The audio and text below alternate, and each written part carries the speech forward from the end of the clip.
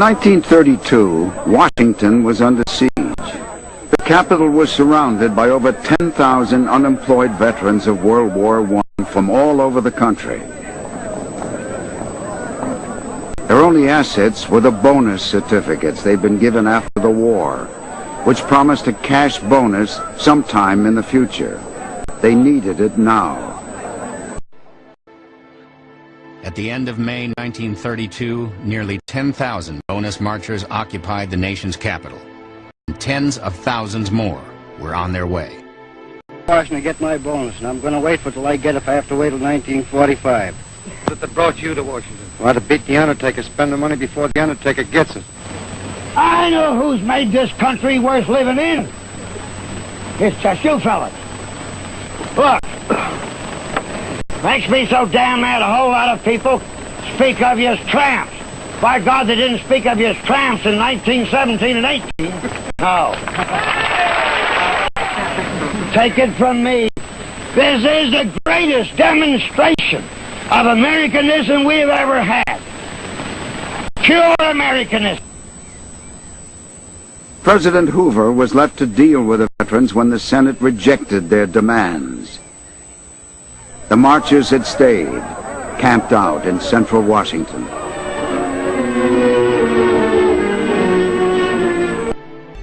On July 16th, the last day Congress was in session, Washington was on edge. Thousands of angry veterans surrounded the Capitol. Near midnight, the 72nd Congress adjourned. Congressmen left through back doors and underground tunnels to avoid confrontations. The situation had come to a head. The president ordered the evacuation of the veterans from downtown Washington. Now you bring in the troops. When MacArthur moved his troops to the affected area, he knew exactly what he was going to do.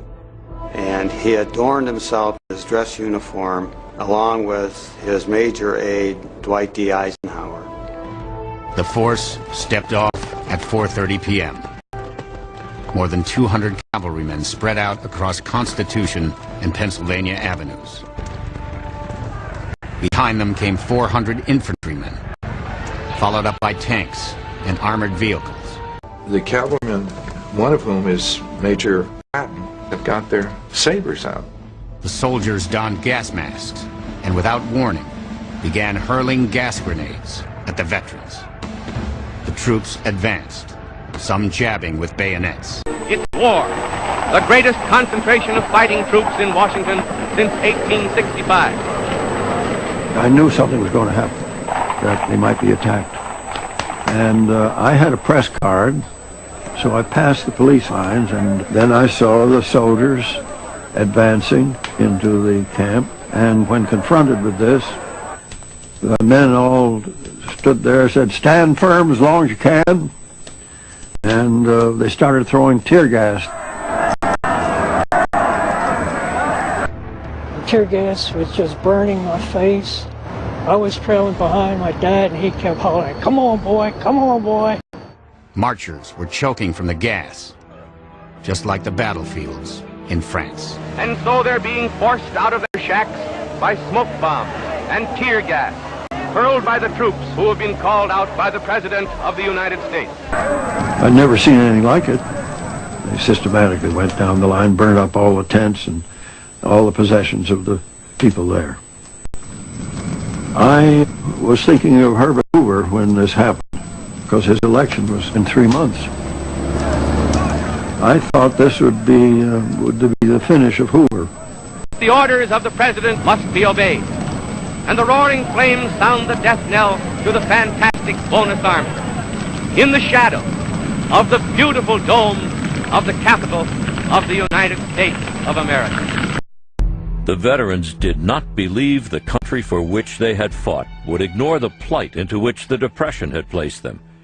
Many did not believe that United States troops would take the field against them. By early evening, most of the marchers had been driven across a drawbridge that led to their main camp.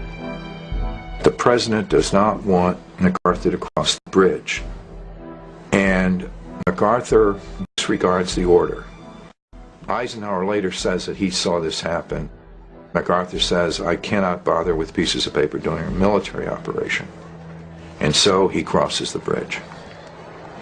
All through the camp were scenes of panic. My dad says, let's get the hell out of here. The soldiers are going to kill us. Then troops began to set fire to their wooden shacks. One reporter wrote, the blaze was so big it lit the whole sky. A nightmare come to life. The president looked out a window of the White House in the direction of the fire, then retired for the night. And the roaring flames sound the death knell to the fantastic bonus army that ends so disastrously in the shadow of the capital of the United States of America. The morning after the bonus rout, public sentiment took a dramatic turn against Herbert Hoover. If the expulsion needed a human face, it came in the person of Joe Angelo, whose story was published across the nation. Joe Angelo gets the Distinguished Service Cross for saving Patton's life on the battlefield. The next morning, Angelo comes to the burned-out field to see Patton. And Patton says, take this man away, I don't want to see this man. The BEF was broken up. The men returned to some city or other, there to roam the streets, hopelessly seeking work or to shuffle in bread lines. There they remain, crying examples not of the need for the bonus, but of the need for a new American system.